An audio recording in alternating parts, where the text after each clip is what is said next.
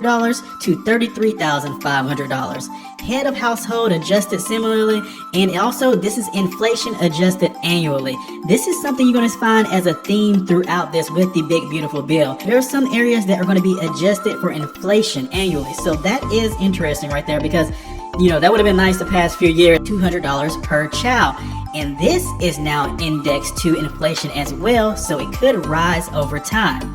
Now, rules and eligibility for this one. The child must have a valid social security number, and at least one parent must also have a valid social security number. Now, the phase-out ranges remain the same for this: $200,000 for those filing single, $400,000 for those married filing jointly. Benefits of this one, of course, could help families offset certain costs with children, and also value with this growing over time due to inflation. People don't see that you get a tax boost with this bill. New senior bonus deductions for 2025 through 2028. This adds $6,000 in deductions for single taxpayers aged 65 and up, and it adds $12,000 deduction for those married couples 65 and up. And now that's on top of the standard deduction. So there's an increase right there of deductions for seniors. It's going to start phasing out $75,000 for those that are single and $150,000 for those married filing jointly.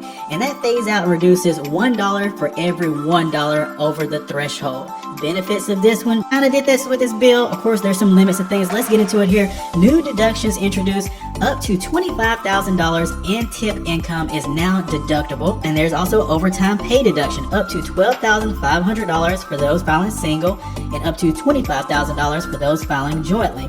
How this works now: you're still going to report your full income, including the tips and overtime, on your taxes, but you'll be able to deduct the amounts on your tax return. Now, this could lower your adjusted now. So keep that in mind, because it's not for the life of the loan. If you got a 10-year loan on the car, you're not going to be able to deduct that interest for that full 10 years, just through 2028 as of now, unless this gets extended. For eligibility, the vehicle must be purchased new after the bill's passage.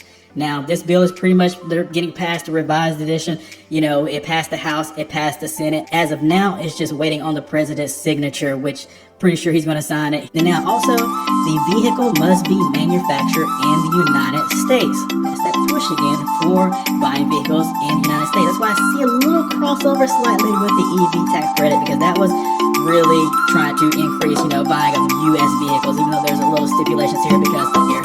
And this is indexed to inflation as well. Limits do apply to this. It's only available to those with an adjusted gross income under $500,000, and this reverts back to $10,000 in 2030 unless it's extended. Now, who this could benefit the most?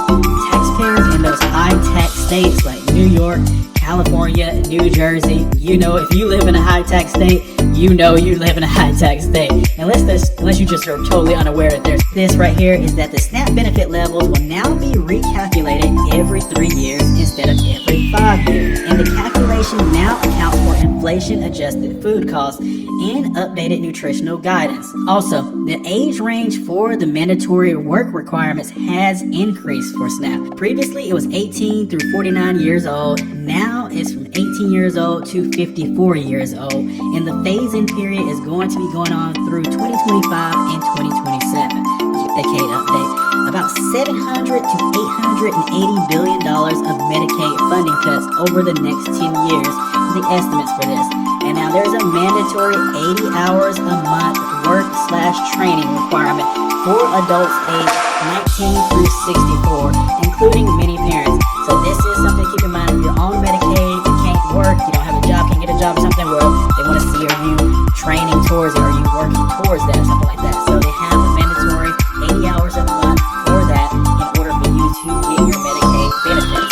And also, there's going to be more frequent eligibility checks every 6 months instead of annually. And our estimates are predicting that this could lead to millions losing coverage due to paperwork, deadlines, or income fluctuations. Now, what do I mean by that? What do people mean by that? Paperwork. There's more paperwork going on involved as far as the training and the work requirements and the eligibility checks.